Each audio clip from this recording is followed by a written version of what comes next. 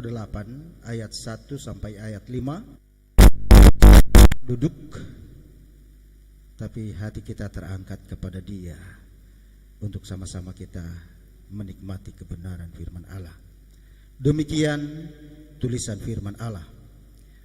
Pada hari-hari itu Hizkia jatuh sakit dan hampir mati.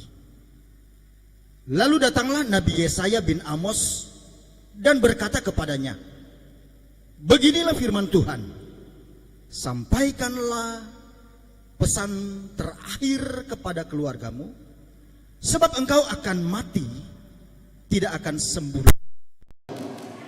Lalu Hizkia memalingkan mukanya ke arah dinding dan ia berdoa kepada Tuhan.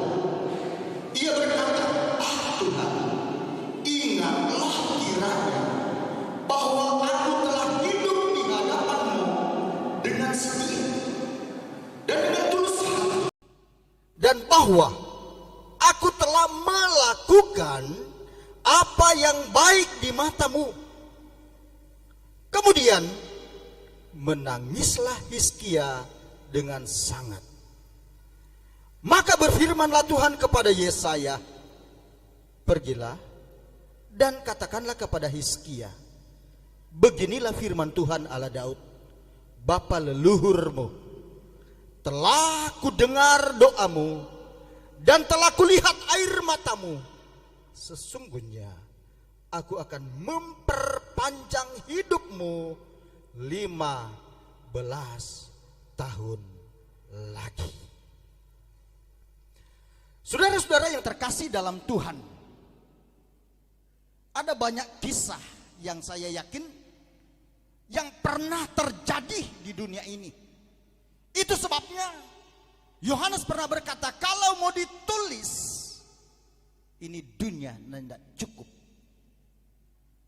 Tapi kenapa kebenaran ini diangkat ke permukaan? Supaya setiap manusia memahami betapa hebatnya Tuhan itu, betapa luar biasanya Tuhan itu. Dalam kisah ini, di mana Hizkia divonis oleh Tuhan somo mati dalam kondisi yang sakit. Dunia medis bilang banyak kali sokoma dia, tidak ada harapan lagi. Tetapi perkara yang luar biasa yang Tuhan nyatakan, Tuhan itu luar biasa. Lagu pertama tadi yang pujian ada itu, Dia menyembuhkan, Dia menguduskan, Dia membenarkan, Dia Raja segala raja, dan memang benar Dia sanggup melakukan perkara yang besar dalam hidup kita. Bayangkan saudara-saudara, Hizkia, dia itu seorang raja, cuma beringus sedikit, para tabib kerajaan pasti siap untuk melayaninya. Kenapa? Karena di setiap istana ada tabib yang handal, yang luar biasa yang disiapkan. Tapi saat ini tabib istana tidak bisa menyembuhkan. Kalau kita memperhatikan ayat-ayat ini, pada hari-hari itu Hizkia jatuh sakit dan hampir mati. Lalu datanglah Nabi Yesaya bin Amos dan berkata kepadanya, beginilah firman Tuhan, sampaikanlah pesan terakhir kepada keluargamu, sebab engkau akan mati, tidak akan sembuh lagi. Nah, kasihan yang jadi korban adalah Yesaya. Yesaya sebagai seorang nabi Tuhan, hamba Tuhan, Tuhan perintahkan, Yesaya, pergi dengan apa raja? Kau kasih tahu peraja, lebih baik bapak sanjo dari ngana somo mati. Kalau saya, kemudian Tuhan suruh bilang sama si Brur Anu, taruhlah Brur Yudas, takut kita mau bilang saudara-saudara, Bro Yudas, ngana mau mati ngana. Tuhan dah bilang ngana mau mati. Paling biar Yudas sokoma dia berdiri kun dia mau dusu kita dan peda kalau begitu. Tapi Raja Hizkia yang walaupun dia sakit dia tidak bertindak yang negatif. Saudara-saudara yang terkasih dalam Tuhan, nih mau panjang ini kalau begini. Untuk membatasi khotbah saya kita mau kasih tema. Sebab kalau ada tema, so tidak mau keluar kemana-mana. Puji Tuhan, haleluya. Nyandak lama kok, kita nyandak lama aja khotbah. Kalau saya membaca mulai ayat 1 sampai ayat 5, maka di situ saya bisa merangkum sebuah kalimat. Bunyinya begini. Anugerah Allah besar terhadap manusia. Haleluya. Dari awal Hizkia sakit, akhirnya Tuhan tambah 15 tahun lagi. Bukankah anugerah Allah besar terhadap hidup manusia? Jadi rupa-rupanya hidup kita ini sangat berharga di mata Tuhan. Sangat berarti di mata Tuhan. Kenapa?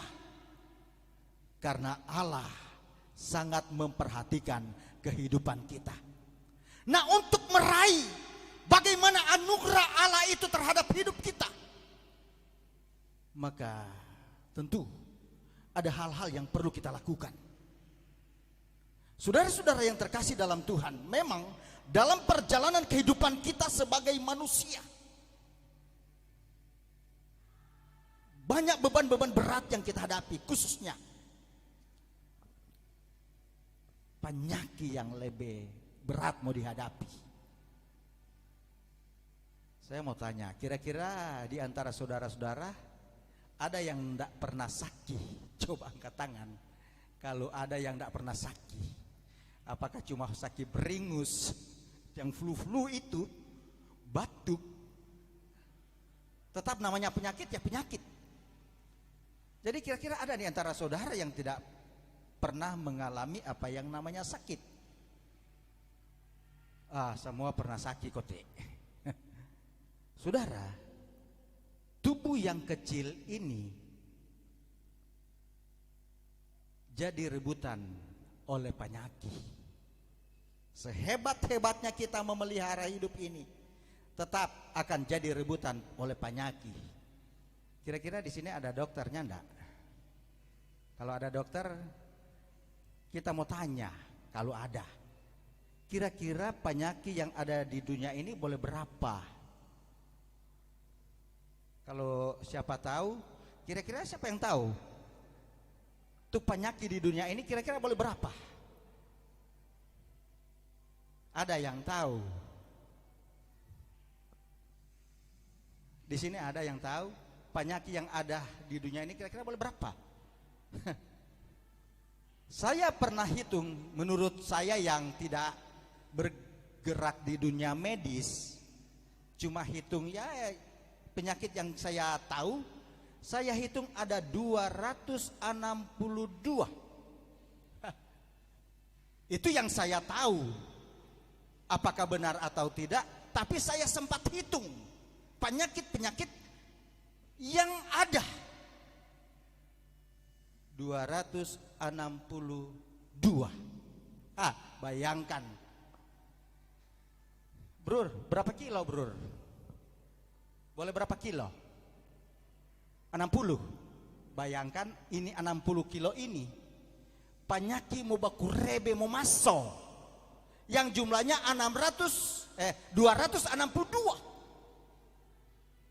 Coba saudara bayangkan, apalagi orang tidak mau jaga hidup, cepat sekali dia mau masuk penyakit, cepat sekali mau berkuasa. Itu sebabnya Hizkia walaupun dia punya perawat spesial, dokter spesial, tapi tetap harus dikenal dengan penyakit. Hizkia sakit umur 39 tahun. 39 tahun. Tuhan bilang, soalnya nak mau sembuh, so mau mati. Bayangkan mati muda. Kira-kira bagaimana menurut pendapat saudara tentang hal ini? Aduh, kasih yang masih muda so mau mati.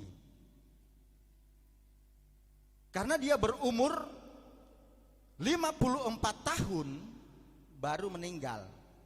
Jadi sebenarnya dia harus berumur 39 so mau meninggal. Karena apa? Dia ditambah 15 tahun. Dikurang jadi 39. 54 kurang 15, 39 tahun. Masih muda, kau dapat sakit parah. Sok koma hampir titik. Tapi Tuhan luar biasa. Tuhan punya anugerah yang luar biasa. Kenapa? Karena Tuhan memberikan kehidupan kembali kepada Hizkia. Demikian juga dalam perjalanan kekristenan kita. Mungkin kita mengalami hal-hal yang seperti dialami oleh Hizkia. Ada penyakit-penyakit yang terkandung dalam diri kita, yang seolah-olah ingin merenggut hidup kita. Tetapi jangan lupa, ada Tuhan yang memperhatikan kehidupan kita. Dia melihat setiap keberadaan kita. Nah, supaya dia terus memperhatikan kehidupan kita, mari kita lihat ayat-ayat yang sudah kita baca tadi. Dalam ayatnya yang kedua dikatakan begini dalam pembacaan tadi.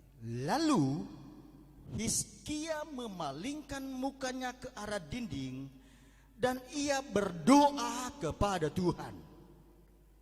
Saudara yang terkasih dalam Tuhan, di saat dia mendengar berita dari Yesaya, hamba Tuhan, dia tidak menggerutu, dia tidak marah kepada hamba Tuhan, tapi dia berusaha untuk bertindak menghadap Tuhan. Dia berusaha untuk menghadap Tuhan. Dan dia sampaikan bebannya kepada Tuhan. Dia sampaikan penderitaannya kepada Tuhan. Kalau saya mempelajari kalimat ini, di situ ada kandungan makna di mana Hizkia sangat menghargai hidupnya. Amin. Kenapa? Dia tidak menyerah pada kondisi yang sedang berlaku, yang sudah divonis engkau tidak akan sembuh lagi, tetapi dia berusaha supaya dia bisa hidup lagi. Tidak menyerah pada keadaan. Jadi dia sangat menghargai hidupnya. Amin. Saudara yang terkasih dalam Tuhan, supaya anugerah Allah itu berlaku terus dalam kehidupan kita, mari kita hargai hidup kita ini. Jangan sia-siakan hidup ini. Amin. Itu sebabnya lagu yang ngetren, hidup ini adalah kesempatan. Jadilah kita berkat. Jangan sia-siakan kehidupan kita ini, sebab kehidupan kita ini sangat berharga di mata Tuhan, sangat berarti di mata Tuhan. Saya bersyukur kalau kita ada di tempat ini. Itu pertanda kita sedang menghargai kehidupan kita. Dalam kondisi apapun yang kita hadapi, mari kita tetap berharap kepada Tuhan. Katakan, Tuhan, ini persoalan saya, ini masalah saya. Pasti Tuhan akan tolong. Penyakit apa saja yang terkandung dalam hidup kita. Sebab ada penyakit yang terdeteksi oleh dokter, tapi ada yang tidak terdeteksi, saudara-saudara. Saya ini kelihatan sehat, tapi saya ada penyakit. Kandungan kolesterol saya itu 230 lebih. So-over itu kolesterol. Jadi setiap manusia pasti ada kandungan penyakit. Tapi jangan takut, sebab kalau kita menghargai kehidupan ini, Tuhan pasti lihat dan perhatikan. Amin.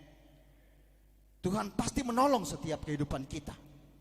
Yang kedua, bukan hanya kita menghargai hidup ini, tapi mari kita lihat ayat yang kedua, ayat selanjutnya, ayatnya yang ketiga.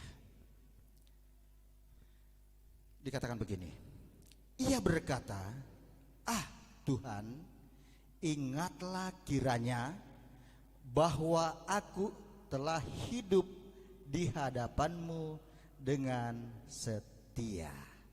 Haleluya. Rupanya anugerah Allah kepada kita tentang kehidupan kita ini, Allah meminta supaya kita setia kepada Tuhan. Haleluya. Kita harus taat dan setia kepada Tuhan. Sebab apa? Di saat kita diperhadapkan dengan masalah hidup, di saat kita diperhadapkan dengan persoalan-persoalan yang datang dalam hidup kita, kalau kita datang kepada Tuhan, berdoa kepada Tuhan, kita punya dalih kepada Tuhan. Hizkia punya dalih kepada Tuhan. Dia bilang, Tuhan, saya sudah hidup setia.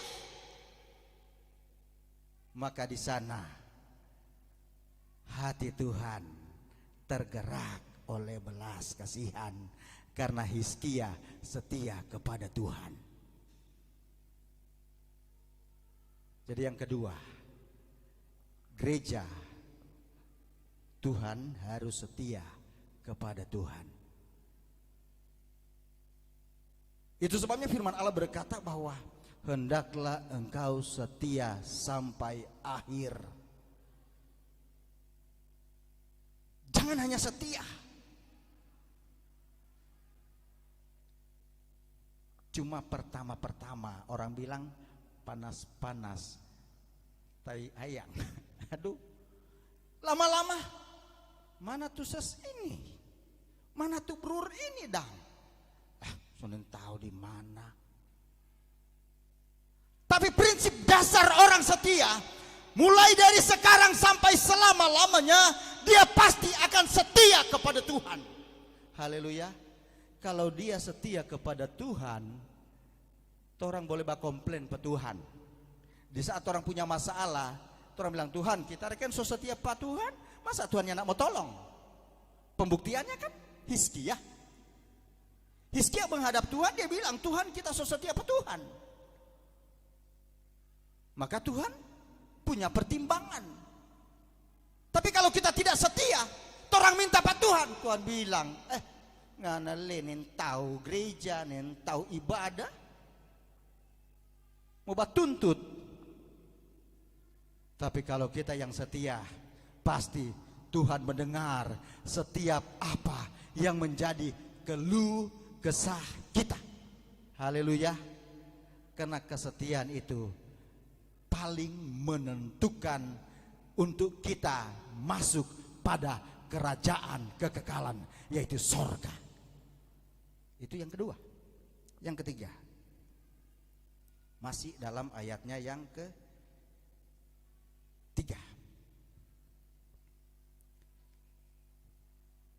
Tuhan, ingatlah kiranya bahwa aku telah hidup di hadapan-Mu dengan setia dan dengan tulus hati. Haleluya. Tulus hati. Ada orang setia, belum tentu dia tulus. Dalam hubungan rumah tangga, kehidupan keseharian dapat lihat setia. Itu pada umumnya dalam kehidupan rumah tangga.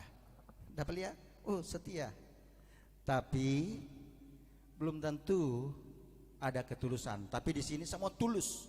Di luar sana dapat lihat di rumah akur bagus. Setelah keluar rumah, ya sudah dapat lihat lain mata mulai baserong, hati tak iko. Jadi perlu ketulusan hati. Kalau kita menghadap Tuhan perlu ketulusan hati. Kita kelihatannya rajin, setia. Tiap hari Minggu gawet, tiap hari kunjungan gawet. tapi cuma hanya mempertontonkan bahwa dia ini rajin, dia ini setia. Tapi prosesi ibadah tidak menunjukkan ketulusan hati. Yang menentukan supaya kita disebut tulus hati di saat kita beribadah kepada Tuhan dengan sungguh-sungguh. Haleluya. Saat kita menghadap Tuhan dengan sungguh-sungguh hati, maka Allah melihat ketulusan hati kita. Jadi yang ketiga, gereja Tuhan harus punya ketulusan hati. Saat kita beribadah kepada Tuhan, mari beribadah dengan sungguh, karena itu keluar dari lubuk hati yang terdalam. Dulu ada di jemaat yang Tuhan percaya kami layani, kalau dia bapak tangan, aduh,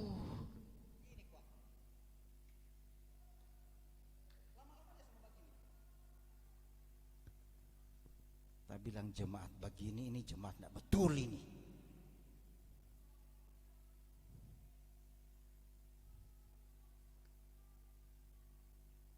Dapat lihat rajin gereja, marca raba ibadah, nen tahu pikiran malah yang kemana. Kita nyara user, kita berdoa Tuhan, cara Tuhan untuk melihat jemaat ini.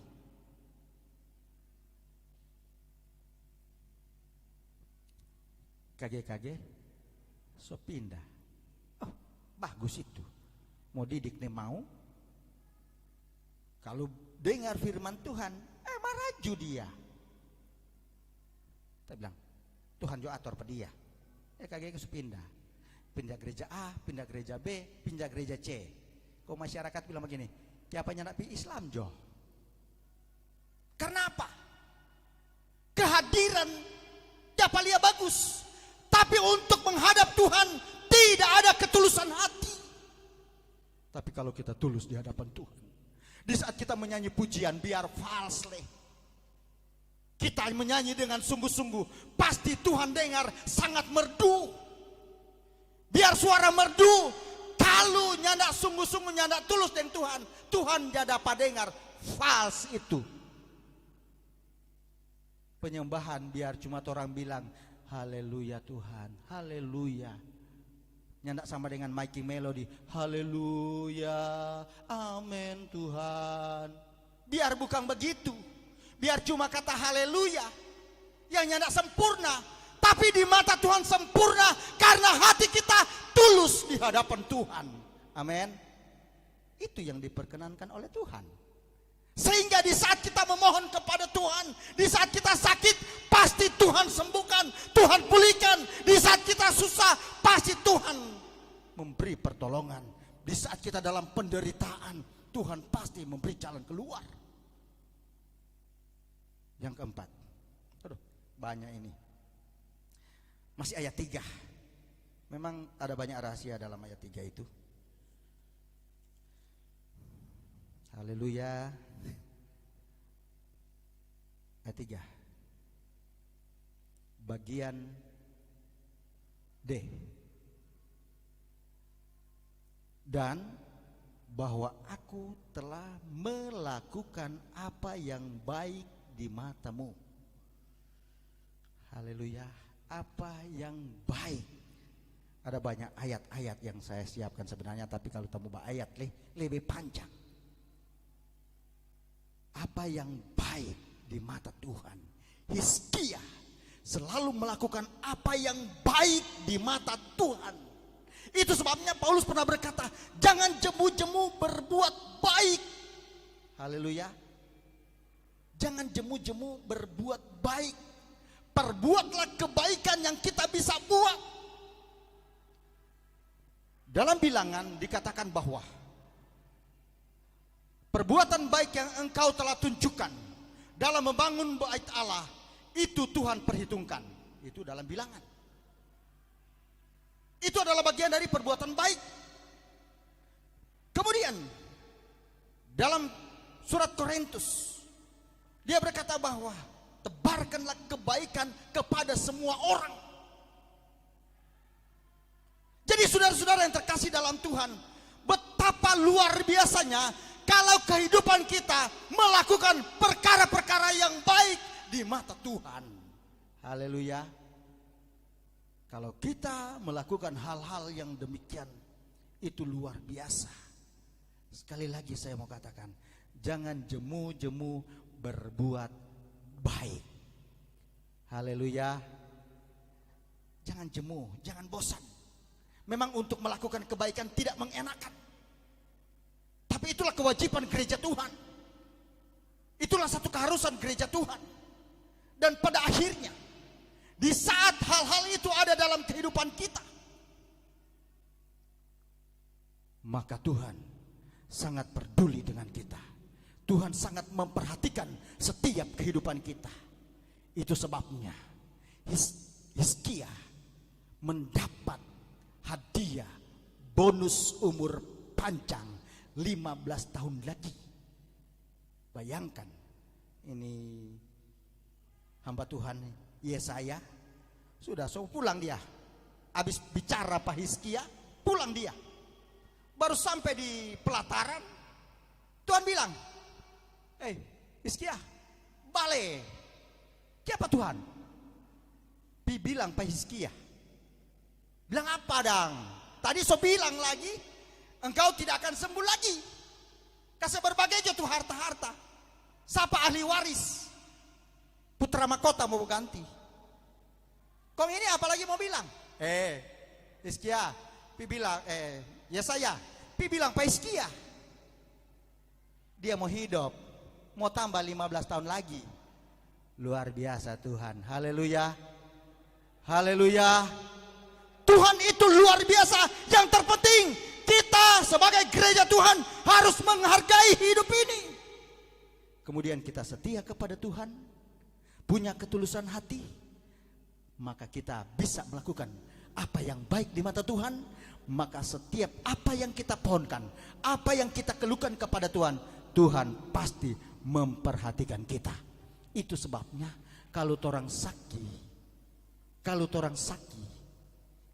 minta ke Tuhan, Tuhan, kenapa kita pe samping ini dah sakit-sakit? Jama Tuhan, kasih sembuh Tuhan. Haleluya. Karena kita diberi kuasa. Itu sebabnya Yesus pernah berkata, pergilah kamu ke seluruh dunia, beritakan Injil itu kepada sekalian makhluk. Barang siapa yang percaya bertobat, dia selamat. Dan tanda ini akan menyertai kamu. Pegang ular, beri kuasa, maka akan terjadi. Haleluya. Kita diberi kuasa oleh Tuhan. Kenapa kita tidak mau praktekkan sebagai gereja Tuhan? Hizkia tidak didoakan oleh Yesaya. Kira-kira Yesaya berdoa waktu itu, Brur? Ada berdoa Yesaya? Nyanda. Kalau sekarang pendetanya nak mau berdoa Pak jemaat, kalau dia sakit marah dia. Pendeta itu payah, kita semua mati dia nyanda datang berdoa. Kalau dilai kita sebilang, kalau ngoni nyanda datang pagi pengembala, nyanda mau pergi. Wah kejam sekali ini pendeta ini kalau begitu. Bukan saudara-saudara. Yesus waktu mengadakan kesembuhan, yang sakit datang kepada Yesus supaya pembuktian bahwa orang itu punya iman. Mereka datang. Yang berada di Serambi Bait Suci, yang minta-minta itu orang buta dang, yang ada di muka bait Allah. Yesus tetap dalia di situ, karena dorang Yesus dan murid-murid selalu masuk di bait Allah. Jadi itu orang buta itu selalu ada di situ. Tapi kenapa Yesusnya tidak mau sembuhkan pada dia? Karena dia tidak bilang, Yesus tolong saya. Beda dengan Bartimeus yang buta.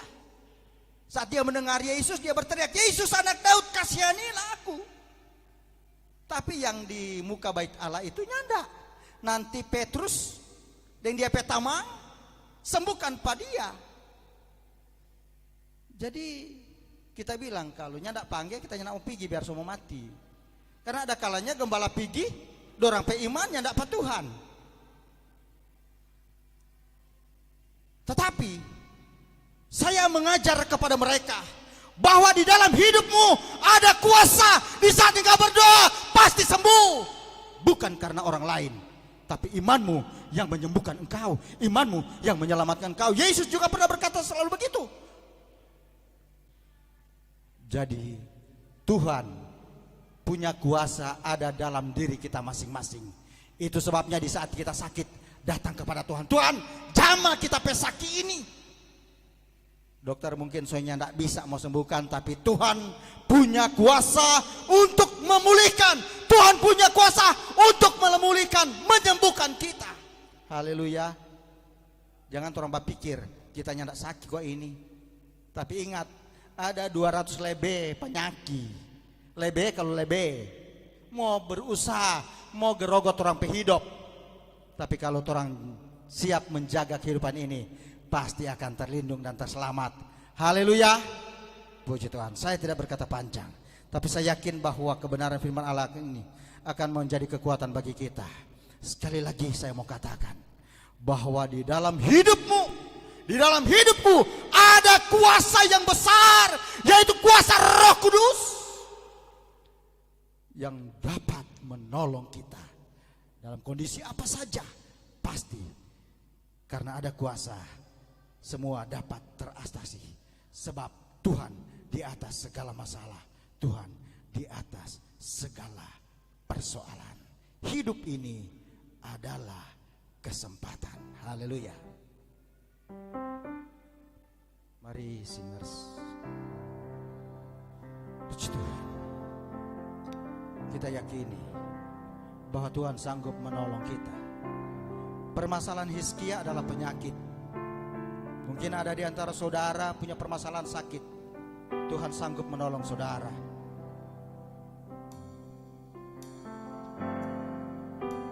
Mungkin ada persoalan yang lain yang kita hadapi.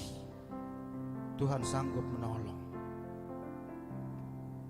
Karena Hizkia menghadapi persoalan sakit, maka Tuhan menyelesaikan persoalannya itu. Tapi mungkin ada persoalan-persoalan yang sedang kita hadapi, yang seolah-olah membuat kita lemah, tak berdaya. Tapi Tuhan sanggup menolong kita. Hidup ini adalah kesempatan.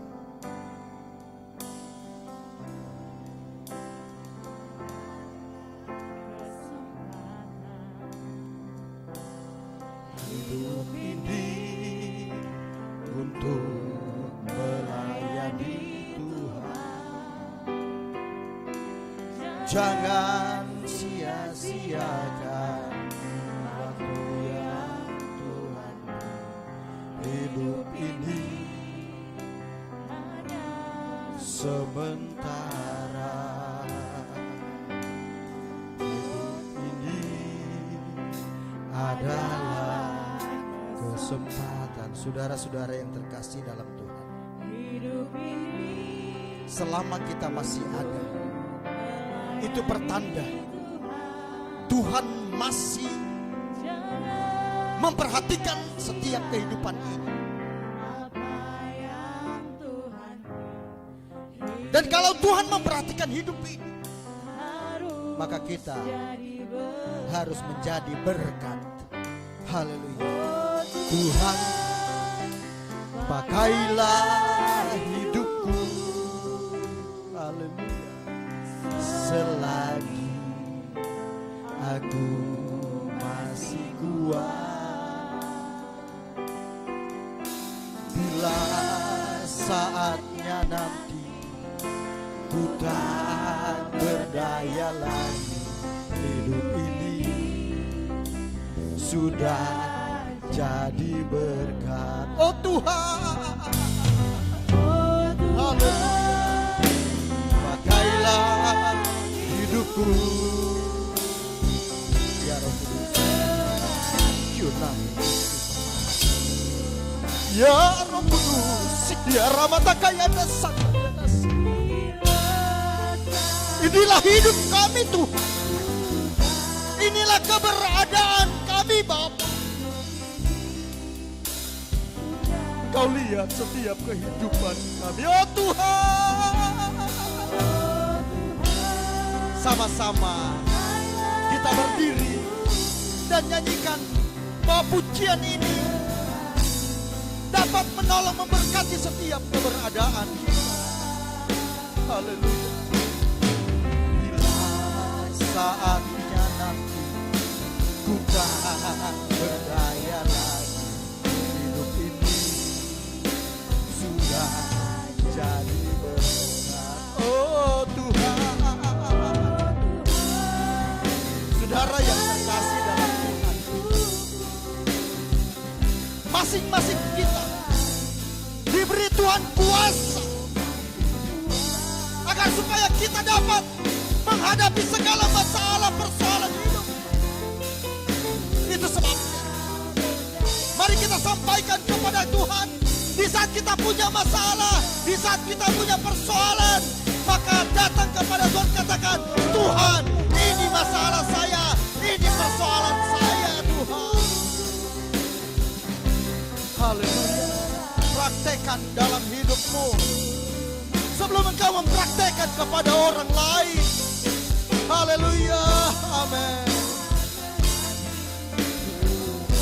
Haleluya Yesus.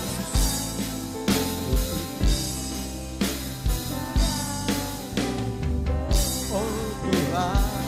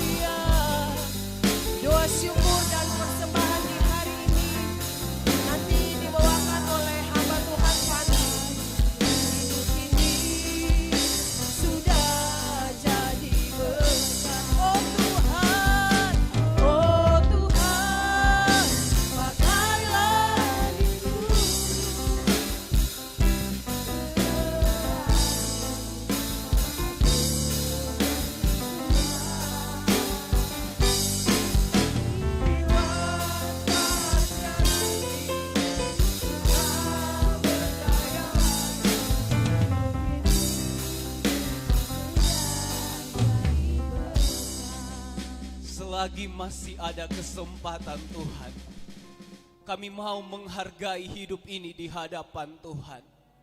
Kami mau setia di hadapan Tuhan.